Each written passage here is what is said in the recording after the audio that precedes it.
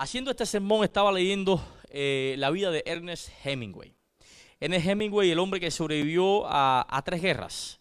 Participó en la Primera Guerra Mundial, cubrió la Segunda Guerra Mundial como periodista, también cubrió la Guerra Civil, Española. El hombre que se jactaba de cazar leones en el África más próximo que nadie, y para muchos especialistas en la materia dicen que es la figura literaria más prominente del siglo XX. Bueno, este hombre, el 2 de julio de 1961 se suicida. Y yo empiezo a preguntarme, bueno, ¿por qué se suicidó si precisamente en sus libros presenta personajes que van en contra hasta del mismo suicidio?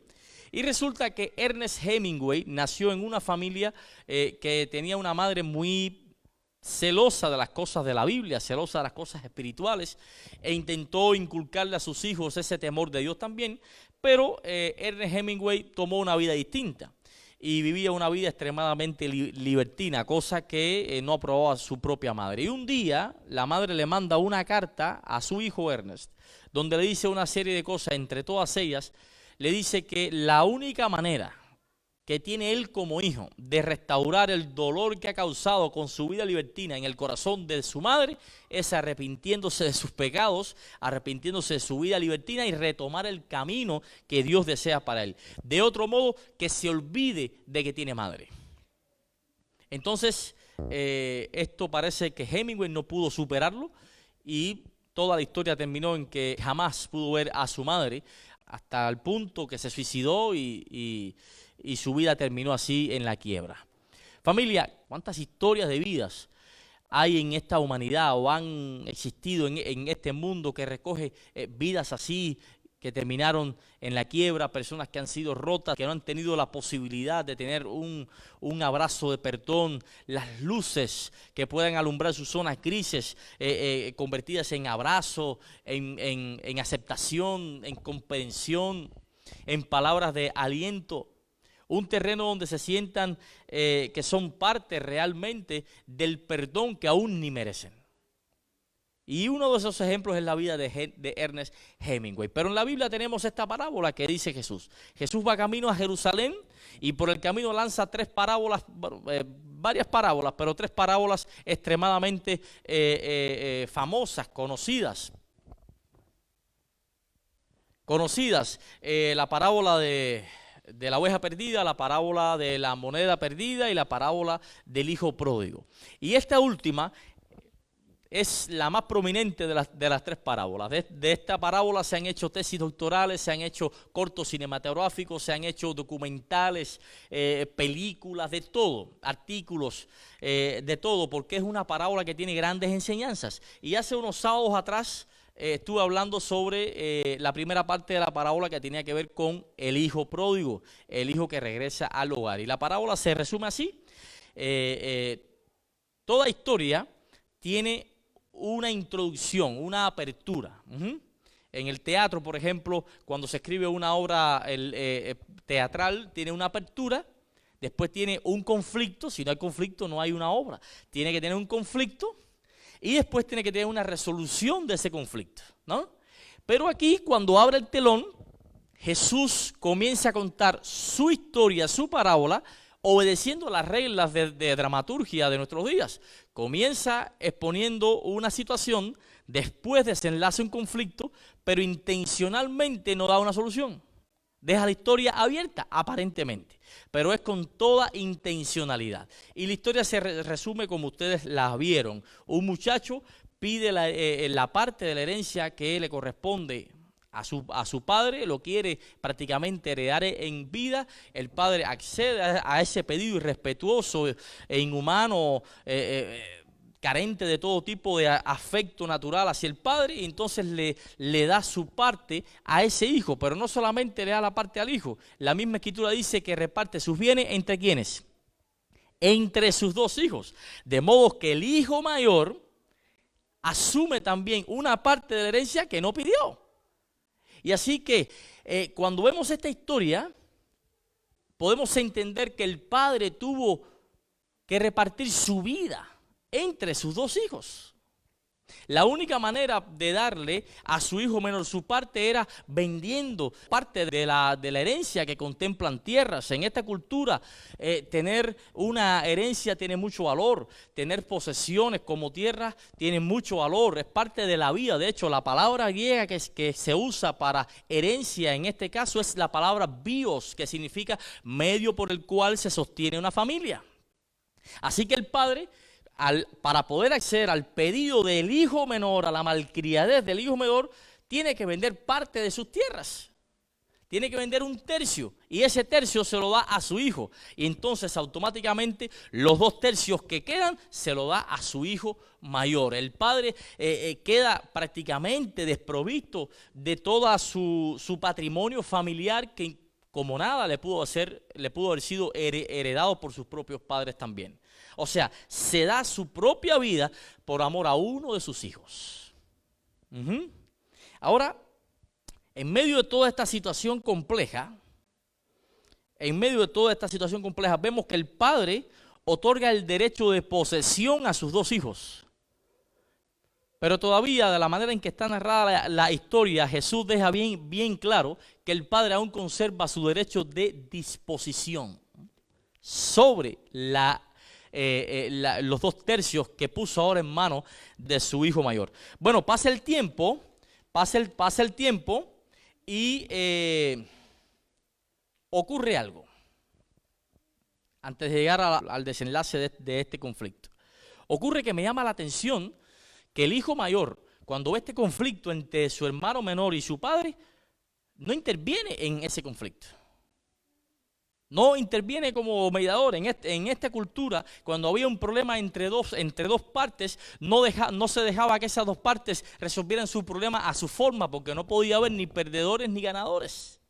Entonces se seleccionaba un mediador que era seleccionado según la capacidad o la posición que tuviera esa persona respecto a las 2 posiciones, y ese era el personaje que hablaba con las 2 partes, procuraba llegar a un consenso, negociaba una salida viable, buscaba con sus palabras procurar paz entre las 2 partes y de este modo lograr una reconciliación. Una vez que se reconciliaban estas 2 partes, los llevaba a un lugar público y entonces en muestra de reconciliación se daban la mano, se daban un abrazo y en muchas ocasiones hasta un ósculo, hasta un beso también se daba en muestra que ya no había problema. Lógicamente, en esta parábola, en esta historia que Jesús narra, ese mediador era el hijo mayor, porque después de tu padre la persona más influyente en la familia no era la madre. Era el hermano mayor. De hecho, al padre se le conocía como el padre de fulano, el padre, y le ponían el nombre del hijo mayor. Era muy prominente la posición que tenía el hijo mayor, el primogénito en una familia de estos tiempos del Medio Oriente o del Oriente Próximo. Pero este muchacho no interviene para solucionar la dificultad entre el padre y su hermano. La familia en esta cultura era muy importante. De modo que por amor, aunque odiara a su hermano, por amor al padre, aunque sea, tenía que ocupar ese lugar de mediador y decirle: mira, muchacho, no te vayas, vas a destrozar el corazón de tu padre, tu mamá no va a parar de llorar, vamos a caer la familia en vergüenza delante de todo el vecindario, aquí las casas están muy próximas, habla bajito, y así buscar la manera en que las cosas se solucionen. Si aún así el hijo menor quería con su idea fija irse, bueno, pues entonces antes de irse lo toma de la mano y le dice: oye, mira, aunque has decidido irte, nosotros como familia no vamos a dejar de orar por ti, vas a estar presente siempre en nuestras plegarias, etcétera, etcétera. O sea, por amor al padre, al menos hacer un esfuerzo a ver si este muchacho se arrepiente, pero ni eso hace. Él da un paso al lado y deja el espacio libre, amén de cualquier desastre que pueda ocurrir. ¿No han visto gente así en nuestra iglesia? Que le da lo mismo que suceda lo que suceda en la iglesia, que les da igual que esta familia esté peleada con esta familia. Lo que busca nada más es crear chismes y controversia entre las 2 partes. ¿Cuántos conflictos nos hubiéramos evitado como iglesia si hubiese aparecido un mediador? Un mediador. Pero estamos repletos de hermanos mayores que dan un paso al lado y dicen: eso no es mi problema. ¿Qué tipo de hermano tú eres? ¿Qué tipo de hermano en Cristo eres cuando permites o cuando te das el lujo de dar un paso al lado cuando hay un conflicto entre dos hermanos tuyos de la misma iglesia? El único ejército que mata a sus heridos, ¿saben cuál es?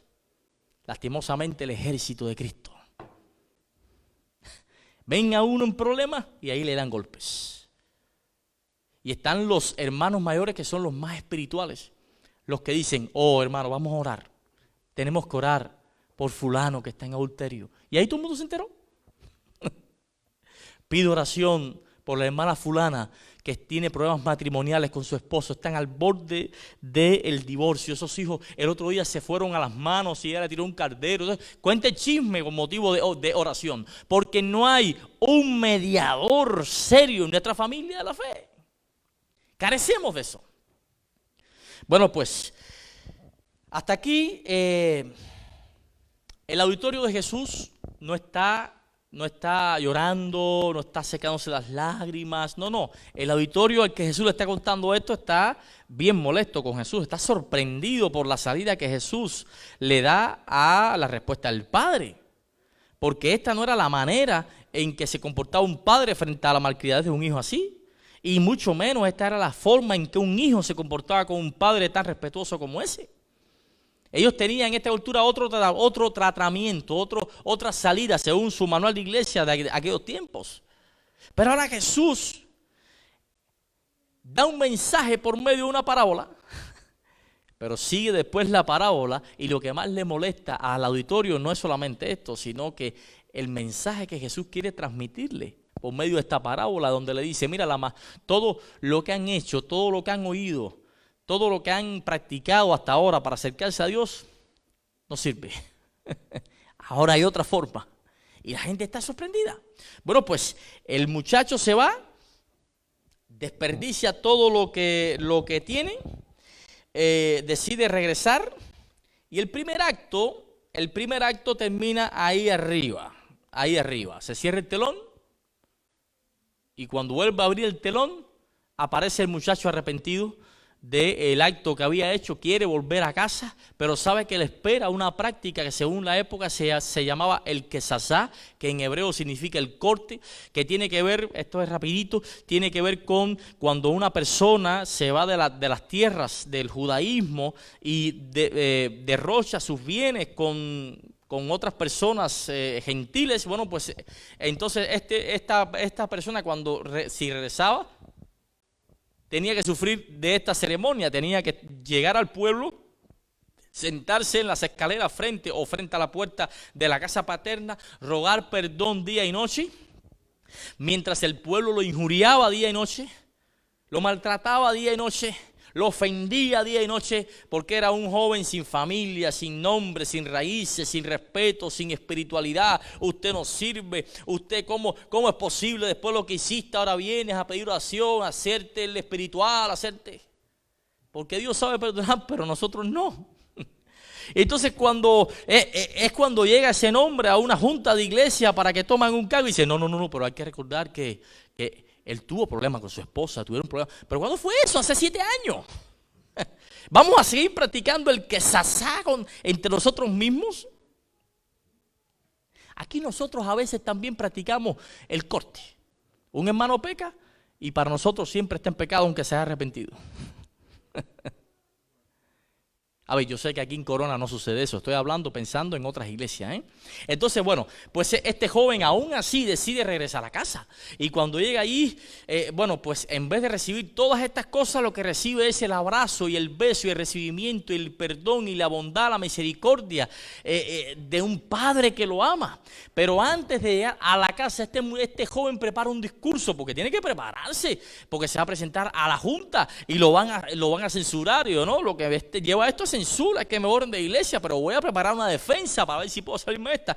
Y prepara esta defensa, un pequeño discurso que dice, papá, en el verso 21, dice, papá, entonces me imagino que le puso un poco de dramatismo con voz entrecortada y todo. Papá, he pecado contra el cielo y contra ti. Yo no merezco que se me llame mi hijo. Hazme como uno de tus jornaleros. Y cuando llega frente al padre, entonces pone el plan en marcha para manipular los sentimientos del padre y así, bueno, procurar de que en vez de que lo borren, por lo menos que le pongan la censura de 6 meses. Entonces el tipo llega y dice, papá, he pecado contra el cielo y contra ti, yo no merezco que se me llame mi hijo. Y ahí se queda. Hasta aquí yo había interpretado toda mi vida de que el padre lo interrumpe. Oye, deja eso, vamos a hacer otra cosa. Pero el Señor me ha dado una luz diferente y leyendo el texto vez tras vez, me doy cuenta que el Padre no lo interrumpe. El que quiebra su discurso ahí es Él mismo. Porque Él esperaba una censura, pero cuando llega encuentra perdón, encuentra aceptación. Entonces los elementos que Él tenía preparados para justificarse realmente ahora es la mayor muestra de arrepentimiento posible. Dice, papá, he pecado contra el cielo y contra ti. Realmente no merezco que se me llame mi hijo. Y ahí se queda. Porque reconoce que la petición de ser tratado como jornalero ya es una blasfemia. Ante tanto amor y ante tanto perdón. Y la única manera de ser recíproco ante ese perdón es sirviendo a ese padre con todo corazón. Pero no como jornalero, sino como un hijo sinceramente arrepentido. Lo que procuró que este muchacho se arrepintiera no fue la medida disciplinaria. Fue la muestra de amor que recibió de su papá. Lo que restaura una herida no es la medida disciplinaria en sí. Lo que restaura una herida o a uno de los nuestros caídos es el amor que se le muestre en su situación, que ya de hecho es una medida disciplinaria para él mismo. El amor es lo que restaura heridas. Y sé que lo dije en la mañana, la tradición mata, pero la palabra de Dios vivifica. Ante todo esto, al ver que el padre, que el hijo no tiene ideas brillantes para resolver la situación que había provocado, bueno, pues el hombre, al ver al otro que se queda así, absorto, toma la iniciativa y dice, espérate, vamos a hacer un banquete. Vamos a hacer un banquete. Y manda a matar al becerro más gordo. En esta época no era costumbre que se comiera carne en todas las casas todos los días. La carne era un producto bien preciado en este tiempo, igual que en Cuba ahora. De modo que se preparaba un becerro bien gordo para una oportunidad bien importante, ¿no? Y se invitaba a toda la familia en caso de que la familia que invita, bueno, pues tuviera posibilidades para eso. Entonces el padre organiza una fiesta. Dice en el verso 22 en adelante, dice, pero el padre ordenó a sus siervos, pronto traigan la mejor ropa para vestirlo, pónganle también un anillo en el dedo y sandalias a sus pies, traigan el ternero más gordo y mátenlo para celebrar un banquete, porque este hijo mío estaba muerto, pero ahora ha vuelto a vida. Se había perdido, pero ya lo hemos encontrado, así que empezaron a hacer fiesta. Versículo 24, fíjense, la mejor ropa, traigan la mejor ropa. ¿La mejor ropa de quién? Si el muchachón se lo había llevado todo y lo había derrochado, llegó con harapos. La mejor ropa del hermano, porque ya su herencia toda ya la había perdido. Lo único que quedaba en casa era la ropa del hermano que le pudiera servir a él. Entonces manda a buscar la mejor ropa. Cuando vemos en el libro de Esther, para que vean el significado de esto, el trasfondo histórico-cultural de lo que está hablando Jesús, cuando vamos al libro de Esther, vemos que el rey le pregunta a Amán qué debiera hacer él con alguien a quien él quiera honrar. Y Amán automáticamente le dice, póngale sus vestiduras reales, póngale su ropa, rey. Y que todo el mundo lo vea en el pueblo, de esa forma el pueblo sabrá que ese hombre es honrado por usted. Y eso mismo hizo el padre. El padre mandó buscar ropas de la familia para poner sobre ese muchacho, y de esa forma la familia en el banquete entendería que el hijo había recuperado el honor de la familia.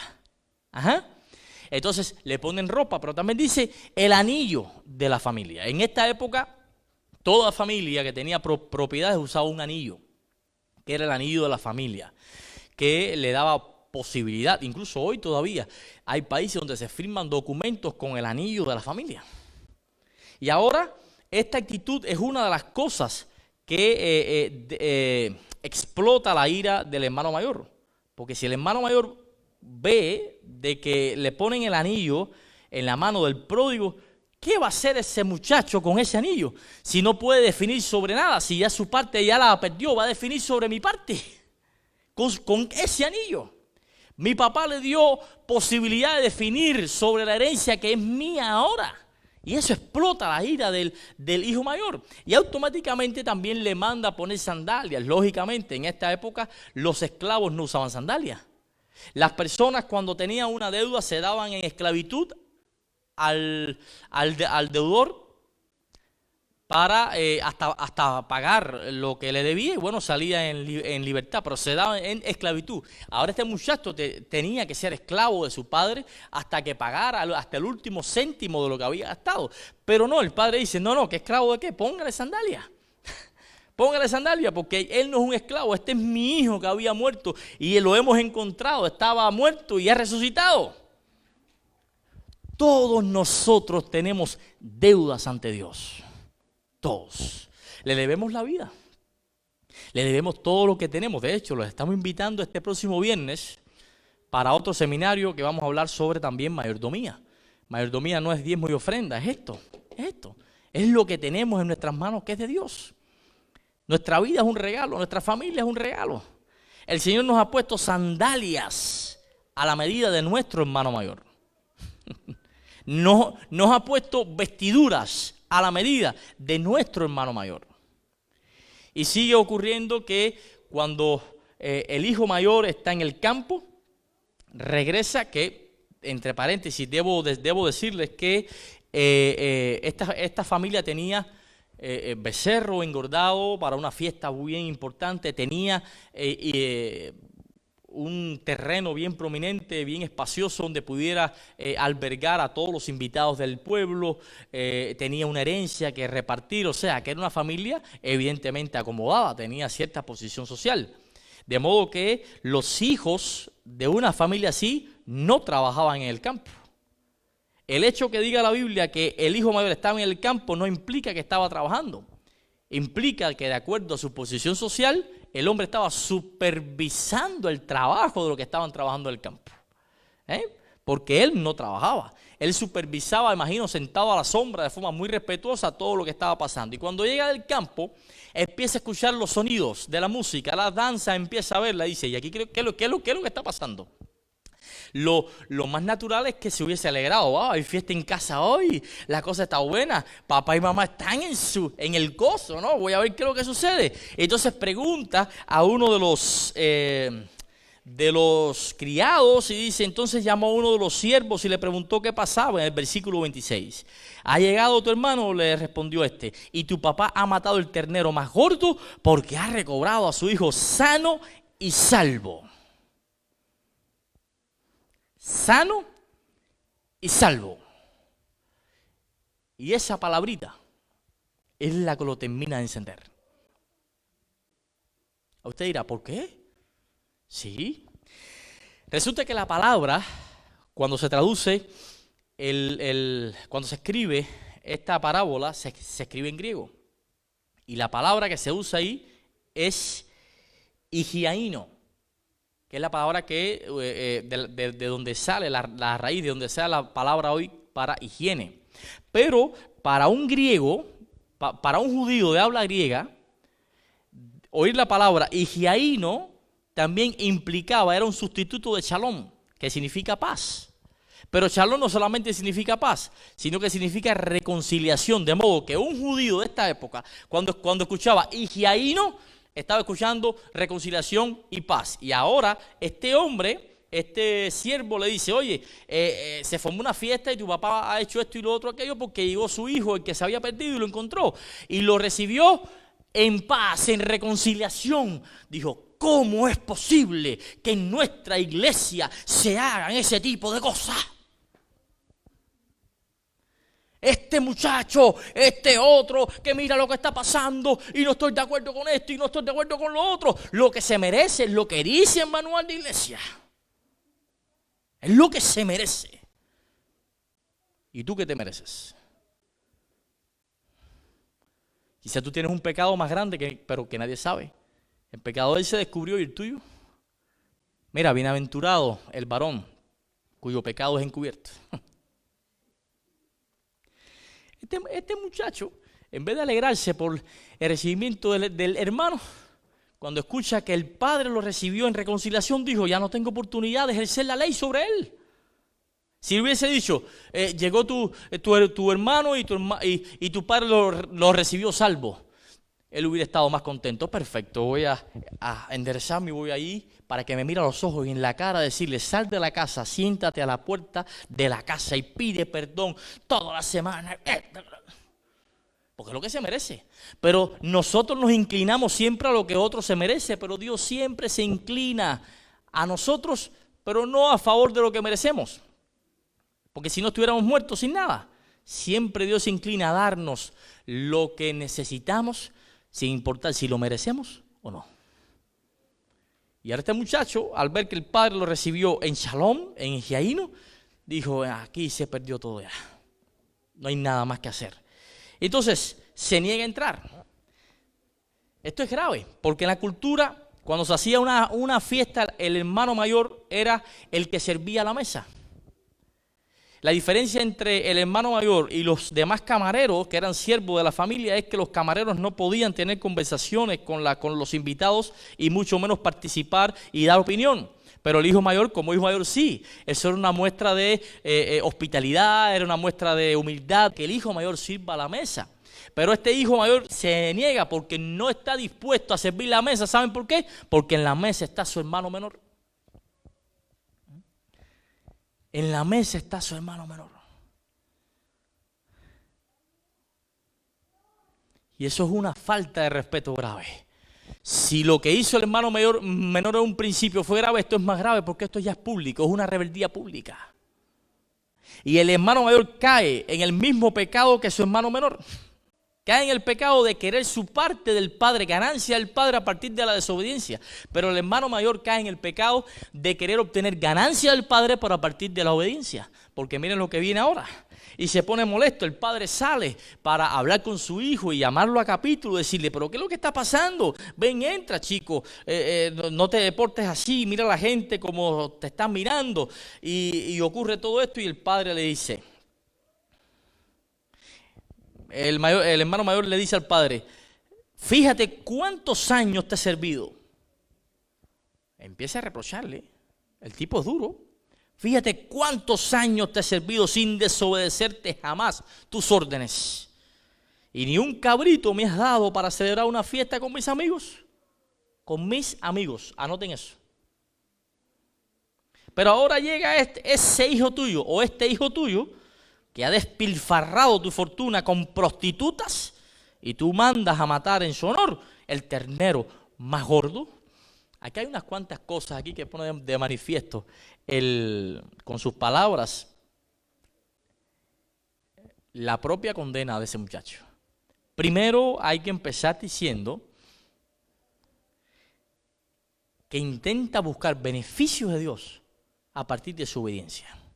Mira, si tú sirves a Dios porque crees de que Dios es tu Salvador, porque crees de que Jesús es tu Señor, de que Jesús es tu... Ok, pero al mismo tiempo estás mal.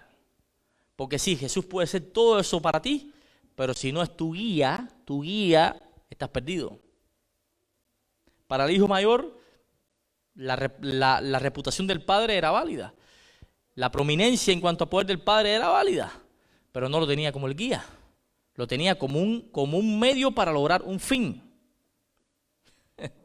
Y entonces le dice, he obedecido tus órdenes. Tenía mentalidad de esclavo y no mentalidad de hijo. Fíjense que Jesús le dice a sus discípulos, porque Jesús sabe lo difícil que es para nosotros obedecer órdenes. Y Jesús le dice, ejemplo yo les he dado para que como yo hice ustedes también hagan. Es más fácil seguir ejemplo que seguir órdenes. Pero este muchacho no entiende eso y lo que hace es seguir órdenes. Te he obedecido y jamás he desobedecido tus órdenes. Ni un cabrito has hecho para celebrar una fiesta con mis amigos. Y ahora llega tu hijo. Le habla despectivamente. Ni siquiera dijo mi hermano. Dijo tu hijo, ese que... Entonces empieza el chisme, que ha despilfarrado el dinero con prostituta. ¿Cómo sabe eso él? Se acaba de llegar y ni siquiera ha entrado. Lo único que le han dicho es que hay una fiesta, porque su hermano llegó. ¿De dónde saca él que despilfarró su dinero con prostitutas? Ve que chismoso es. Es hasta chismoso. ¿De dónde tú lo sacas, compadre? Y no termina ahí, sino que dice, mandas a matar en su honor el ternero más gordo. La fiesta no es en honor al hijo que vino. La fiesta es en honor al padre. Cuando usted lee todo el contexto, y no voy a extenderme más porque ya es tarde, usted se da cuenta que el honor de la fiesta no es el hijo. El honor de la fiesta es el amor del padre hacia el hijo. Ese es el centro. Y dijo su padre, hijo mío.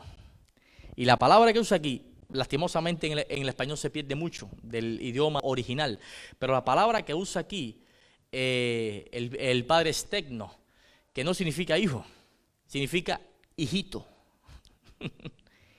Hijito mío. O sea, no usó ni esa palabra con el hijo pródigo. Al hijo pródigo le dijo, hijo, llegaste a casa. Pero con este otro malcriado usó la palabra hijito mío. Hijito mío, tú siempre has estado conmigo y todo lo que tengo es tuyo.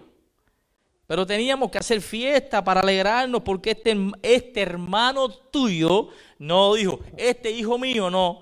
Tú dijiste, este hijo tuyo, bueno, pues yo te recuerdo que no. Este hermano tuyo, tu hermano, no es mi hijo. Esto me recuerda a los matrimonios cuando están fajados, cuando están fajados por el muchacho dice, recoja a tu hijo. Agarra a tu hijo. Pero cuando el hijo sale bien en los exámenes, gana un curso y dice, ese es mi hijo, ese es mi hijo. Entonces ahora el padre dice, porque tu hermano, ve, a veces el texto sale corriendo y se pierde por ahí. Okay. El verso 31 dice, teníamos que hacer fiesta porque tu hermano tuyo, estaba muerto, pero ahora ha vuelto a la vida. Se había perdido, pero ya lo hemos encontrado. Claro que sí. Al hermano le preocupaba lo que estaba sucediendo, porque la fiesta implicaba un gasto de herencia que él tenía. Recuerda que al principio de la historia el padre repartió los bienes entre los dos. Al hijo le dio 1/3 y al hermano mayor le dio 2/3. Entonces el hijo menor despilfarró su tercio, pero ahora de los 2/3 de él están cogiendo el becerro más gordo, están agarrando todas las provisiones para llenar la barriga a toda esta pila de gente que vino, porque vino ese fresco que derrochó su parte, ahora me va a querer quitar mi bendición. Ahora fíjense, la parábola exhibe 2 tipos de hermanos con 2 tipos de pecado. Uno es el pecado de quien se salta las leyes y el otro es el pecado de quien las guarda.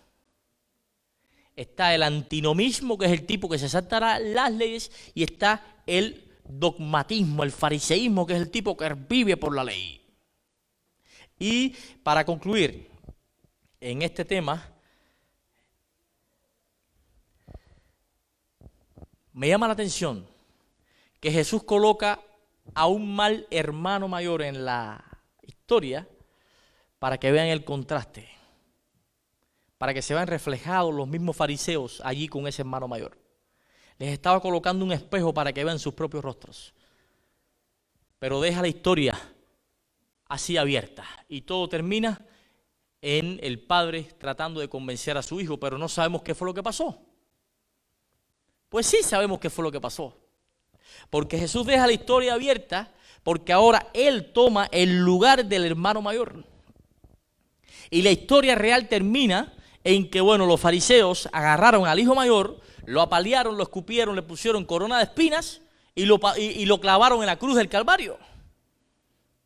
Y gracias a la muerte de ese hermano mayor, hoy todos nosotros que somos hermanos menores, pródigos todos, que hemos desperdiciado nuestra herencia espiritual, que hemos desperdiciado muchas veces grandes oportunidades, bendiciones increíbles, que nos las han puesto en bandeja de plata, hoy gracias a ese hermano mayor, Hoy nosotros tenemos vestiduras reales a la talla de Jesucristo. Hoy nosotros no somos esclavos porque tenemos sandalias de los pies de Jesús y tenemos el anillo de la familia, porque bien claro dice la Biblia que somos herederos del reino de Dios.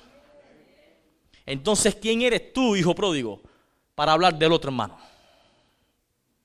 ¿Quién eres tú? Para crear chisme de tu hermano. ¿Quién eres tú para hablar mal de tu hermano? ¿Quién eres tú para mirarte superior a tu hermano? ¿Eres tú acaso mejor que tu hermano? ¿O eres tan pecador como tu hermano?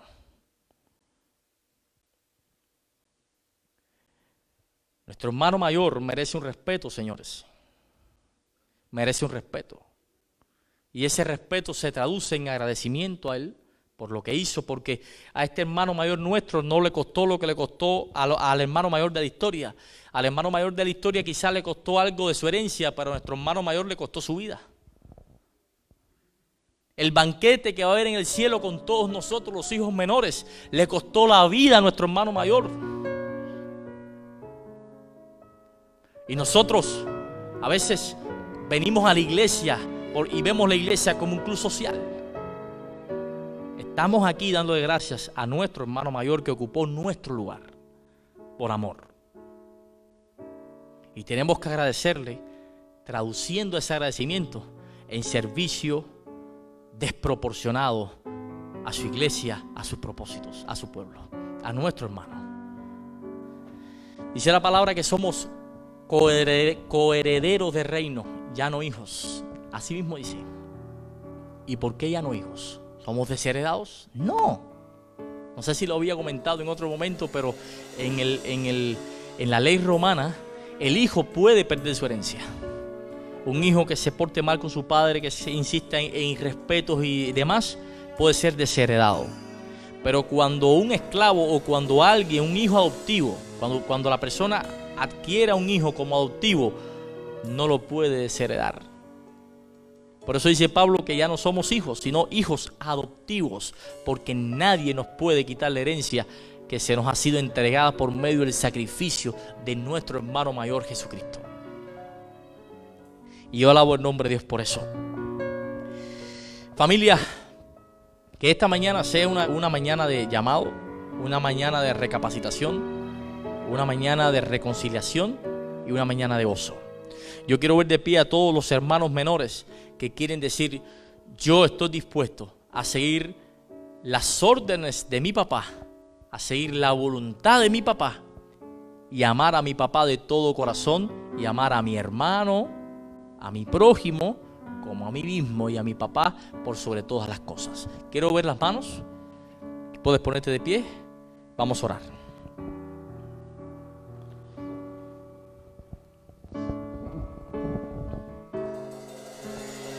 Amante Dios, el hijo pródigo de la historia tuvo la mala suerte de tener un mal hermano mayor que representaba a los fariseos de la época. Nosotros tenemos la bendición gigante, el regalo gigante de tener un gran y buen hermano mayor que es Jesucristo. Te damos las gracias por él, Dios mío.